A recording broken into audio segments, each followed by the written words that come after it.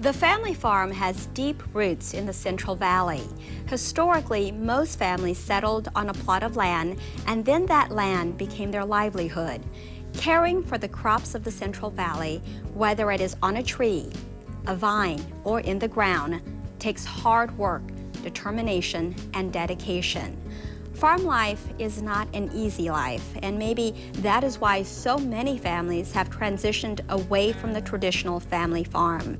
The Masumoto family continues to grow and produce fruit similar to how it has been done for decades. They're in the fields, on the tractors, packing fruit by hand. As new generations take on their family farm, so much has changed. Yet, at the same time, a lot of things have stayed the same.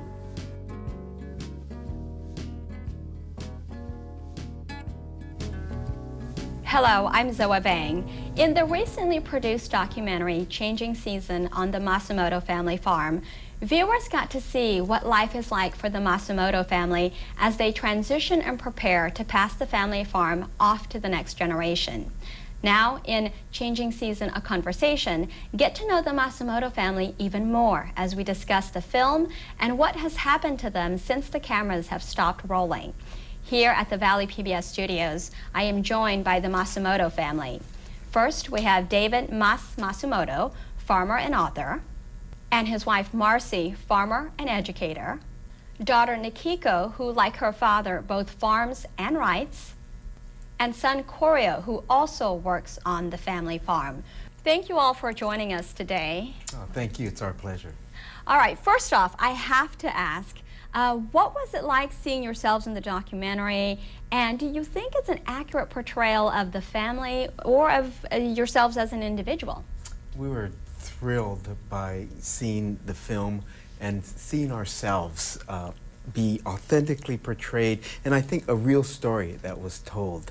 The filming of a film is a long process, so a lot of times you don't know what the end is going to be like. And to tell you the truth, the first time I saw the film, I just kept looking at myself. But as we watched it more, I realized that this is a true film about a family in transition, especially one that's attached to the land. Marcy, what was it like seeing yourself on that film? Well, at first it was overwhelming. I mean, to see yourself on a big screen and to hear some of the silly things that aren't captured, you know, on the day-to-day, on one hand. And on the other hand, it's really humbling to think that a filmmaker had enough interest in us and our story to share that story with others. Nikiko? Watching the film is like getting to witness your own life in a medium that is not normal. As we know, we're always in our bodies, so that having that kind of out-of-body experience was really powerful, especially for me, because particularly at the moment that the film was happening, I was in a really big transition of re-rooting myself back on the farm. So now it feels like a little bit of a time capsule in itself. And Korio, what was the experience like and seeing yourself back on the screen? Yeah, seeing myself on the screen, I could tell like I've changed a lot since then. Back then, I was a little bit more camera shy, and as today, I'm talking a little bit more than in the documentary. And it's like what everyone's saying was right, you know, it was like exactly on point. So. Now, I have to ask the next question, Mas. The film closes on you recovering from a triple bypass surgery. How are you doing now? I'm still here. It was, of course, this was unplanned. In fact, it was interesting talking with the filmmakers. They weren't quite sure how to end the film, and suddenly this came up, and I had the surgery, recovered wonderfully, and I think the end of the film captured that sense that I was able to go home. And I think that feeling of returning home and feeling full after the surgery is just overwhelming. And Marcy, how has it been like to be beside Mas and to do all of this and to see him now? I mean, how has he changed? He's got so much more. He's always had a lot of energy, but I think he even has more energy now than he ever had. In terms of the transition, I mean, you never really planned for such a life-changing event. And when we first found that he needed to have surgery, you know, all the questions, all the what-ifs come to your mind, you know. And we were just so fortunate that everything worked out well. He had a great medical team, and the recovery has been quite smooth. You know, now they don't tell you too much about, you know, what happens right after when you're on medications and all of that, but They claim I had got some through mood swings. Oh. I don't remember it at all. We do. Well, you look great, so that's the important Thank thing. Nikiko, I want to ask you, you have decided to follow in your dad's footsteps. You both went away to college and you've decided to come back onto the farm. How did you come about that decision, and how's it going? The decision itself happened in kind of stages. The first aha was when I was at UC Berkeley as a student. I took an environmental studies class, and it just blew my mind. For the first time, I could see the significance of what we do on our family farm, particularly being an organic farm, in a much wider context. And so that one experience, that one class, really let me see that going home could be a powerful, could be a radical thing to do. So that was the first aha moment. Then I came home and worked for a couple years, and those years were a little tough. I was adjusting after being away and independent and being back on the farm, and I realized I needed a little bit more time. So I went to graduate school. And then at graduate school, my first year, my Jichan, my grandfather, he passed away. And we all got to be there for his final breath. And that experience of really viscerally witnessing someone passing on, it really hastened my journey back to the farm. And how has it been? It's been rich. It's been challenging, rich of experience, I mean. Lots of green, but all of the plant kind. Got it. And it's been one of those experiences that I couldn't have predicted, all of the wisdom that the trees and the soil and the family impart on my life. Poetic and so beautiful. Now, Cora, I have to ask you, in the film, you talk a little bit about not really sure that you want to commit much more time to the farm. Where are you at now with that decision? That's a good question, because recently I've had a lot of self-reflecting and what I want to do with my life, and what I have decided to do is actually help out on the farm too, but maybe do a little bit more of the social media or the do little jobs that I do here and there, like packing during the summer. Sounds promising, huh? Yeah. Mas, I want to take it back to you, and I want to ask you a question. Besides going away for college, you have spent most of your life in Delray on the farm. How has that shaped you as an individual, a writer, a farmer, in who you are? I think one of the dynamics we forget in the valley, you become isolated. But it also is a benefit because it allows you to see things. I always thought if I was a writer in the big city, I'd sit in these coffee shops and have all these intellectual conversations and probably not write. Right. As opposed to here on the farm, you know, especially the topics that I write about, a family, farming, the dirt, the earth, nature, working with nature, you have to be here in order to tell those stories. And now the next chapter is unfolding with both Korio and Nikiko on the farm. And one of the things that was amazing was when Nikiko came back to the farm, the timeline of the farm changed. Because otherwise I would possibly be thinking, what's next on the farm and when I'm not here? As opposed to now thinking, what's next on the farm and will continue. Very interesting. Now, Marcy, you came into this farming family, and people are thinking, how do you do that? But you actually have a background in dairy, right? I grew up on a farm also. Of course, the type of farm that I grew up on was very different. We had livestock. It was a dairy, which meant 7 days a week, every day of the year, milking twice a day, getting up at 6 a.m. every morning of the year, sometimes 5 a.m., but there never was a break. And so when I met Mas and we realized that we had these rural roots and commonalities, I said, you know, what an easy life, because the trees and the vines, they go dormant during the winter, and he can do something else. And so I thought, wow, this is the best of both worlds. I thought I worked hard, but if I had to milk the trees every day, twice a day, You know, so this is That's a lot of work. a good farm girl that I married. That's how you survived. There you go. You came from something that was tougher. I think that's it. Now, Nikiko, there's a part where you talk about in the film about being progressive. How has it been like being progressive and returning to the Central Valley as a farmer?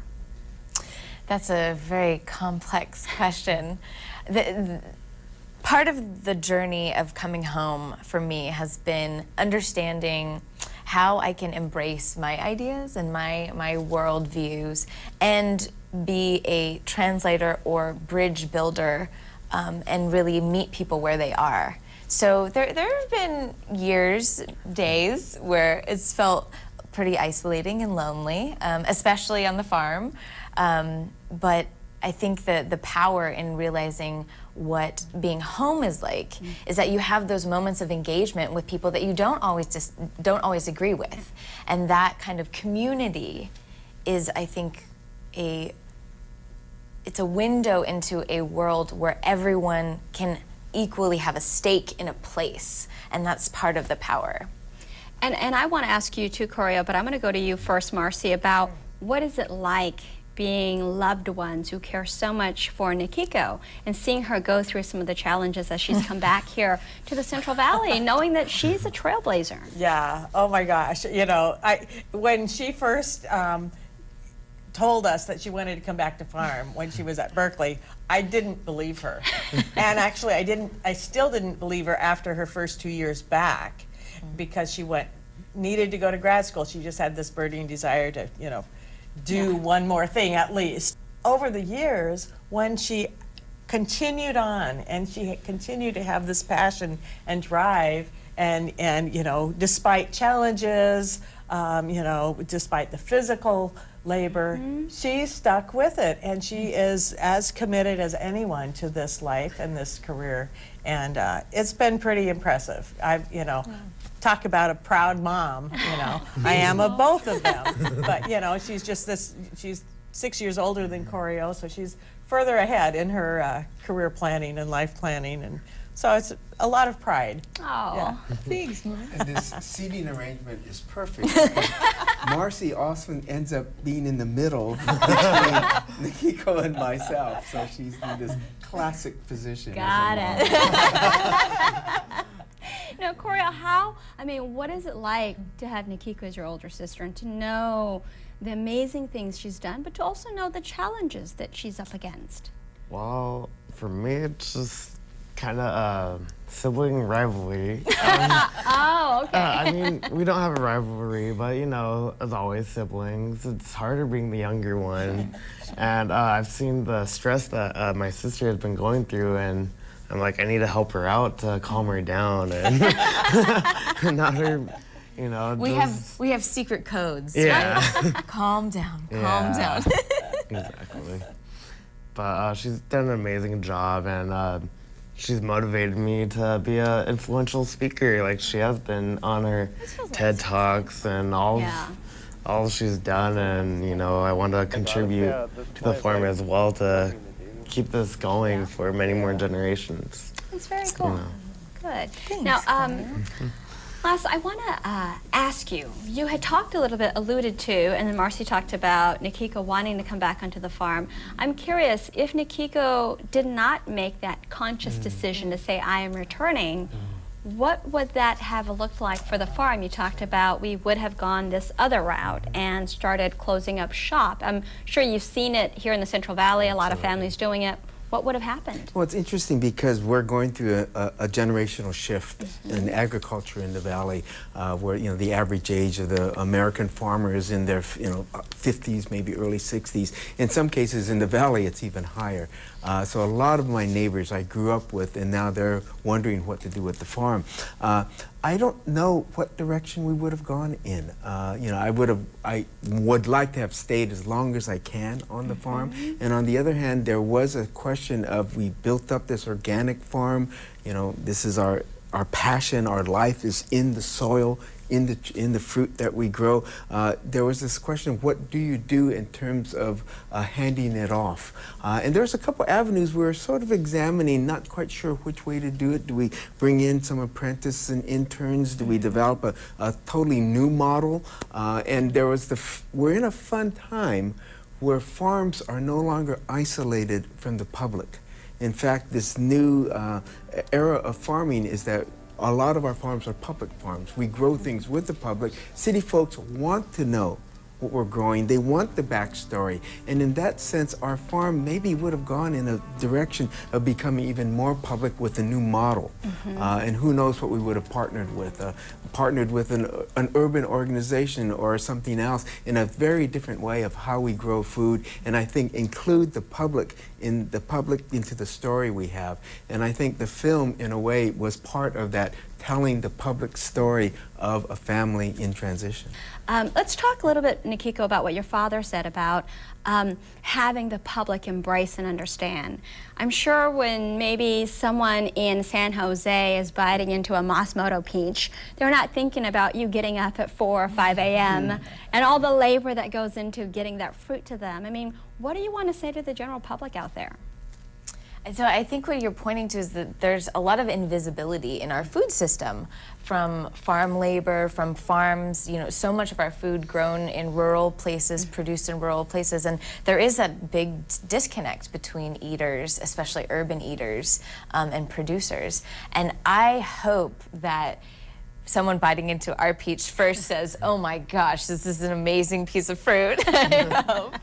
And I hope that part of the new digital world we are in that is so much about connection helps to invite people to ask those further questions. Where is my food coming from? How is it sustainable? You know, how can I be a support system for family farms? How can I make sure that the food I am eating, that I'm literally letting become part of my being, how can I make sure that I am contributing back into that cycle of life? Well, and that's beautiful, because you're talking about the next phase of farm and where your farm is going to go. But Marcy, can you comment a little bit? We had talked and you had mentioned something about in a transition, a lot of focus sometimes tends to be on the person coming in to take over the job. But in this transition, a critical piece that we as a community, as a society need to also look at is the person letting go and that process. If you can talk about that. Right, absolutely. Yeah, it seems so obvious to all of us what the next step is in terms of teaching the younger generation to take over, to learn a new skill. But what's not so obvious is how do you let go? How do you transition? And when do you do it? You know, you want to maintain your strength and your health and your dignity and your identity for as long as you can as we age. And how old is old? You know, and when do you really need to let go? And so there's this dynamic, and he's right. I'm sitting right here in the middle. You know, but there's the dynamic of, you know, I want to learn, I want to learn, I want to learn, and yeah, I want to teach you, but you know, maybe next year. Well, sorry. One of the dynamics that I've really come to understand through farming together is that we're aging together. We're just at different points, which is a switch of narrative, I think. We tend to think of, you know, passing the baton, but we don't talk about those years where two people are running alongside each other.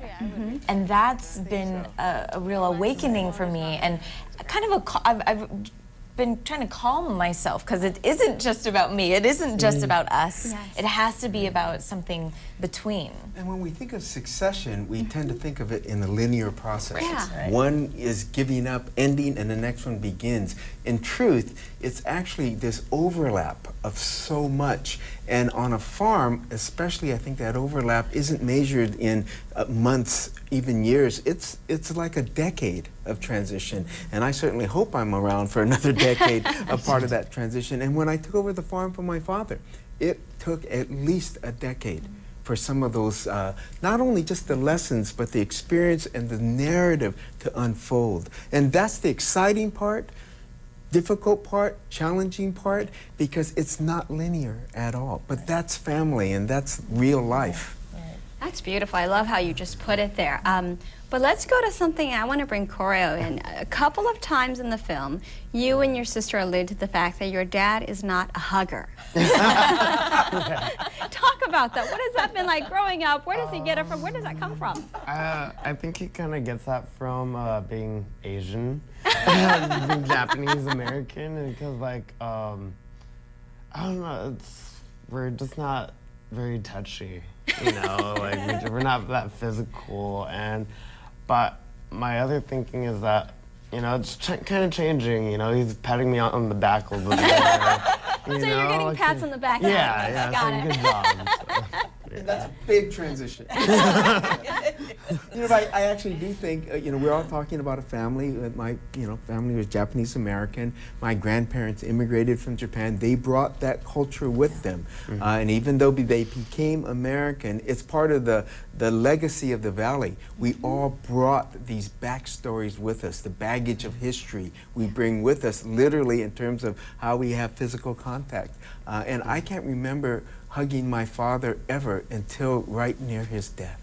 Well, and Mas, I mean, in the film, you guys talk about the internment experience. I mean, how has that shaped who you are and the family? And that's got to be big, right? It's part of that legacy, the backstory of who we are. It established how our farm came about. It possibly is the reason why we're not this giant mega farm, because, you know, 60 years ago, my family were torn away from this valley and had nothing. And it took years, especially for my grandmother, to try to adjust back to life when she came back here.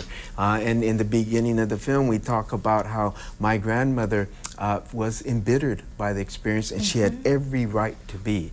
And that's part of the legacy of many, many ethnic groups in America, and dealing with these issues of race, issues of history. That's part of who we are, and that's also who it makes us who we are at the same time. You talk about this great legacy, but you guys are forging forward too, and taking farming in the Central Valley, and I would argue here in the United States, in a completely different direction. And Nikiko, you and your father have a book that is coming out. Can you talk a little bit about that? Yes, yes. So much of this idea of that history is not something in the past, but it's keeps living within us is part of our story. And a lot of this new book, also called Changing Season. Mostly my dad's writing, a few essays by me, and they really take up these questions of what does it look like for a next generation to farm? What are the questions that are that I carry with me, whether it's about trying to place myself in a history of a Japanese American family, a mixed race Japanese American family, and what that means in my identity as a farmer. Those stories, me worrying about my dad and his health, those stories, that uncertainty that is always part of life, those are the stories in this new book. Yeah, and one of the stories in the book was about the death of my father, and the idea that I had to let go. And yet the book ends with my heart surgery, and this notion that maybe Nikiko would have to let go or not, and that notion of understanding that transition and that dynamic that unfolds in real life, in real families, in everyday families. Now, Nikiko, in the film, we see you preparing to move into your grandparents' home. The question is, are you there now, and how's that going? Yes, I am. It has been quite a journey, mostly emotionally. I lived with my grandparents for 2 years while they were still alive and living there. And now I am living there with my partner, Nicola, and we are preparing to do a remodel of the house, which is an incredible moment of materializing generational transition, right? And we're figuring out really beautiful ways of honoring my family and our family and my grandparents who built the house, and also forge ahead and figuring out what it means for us to have a home there.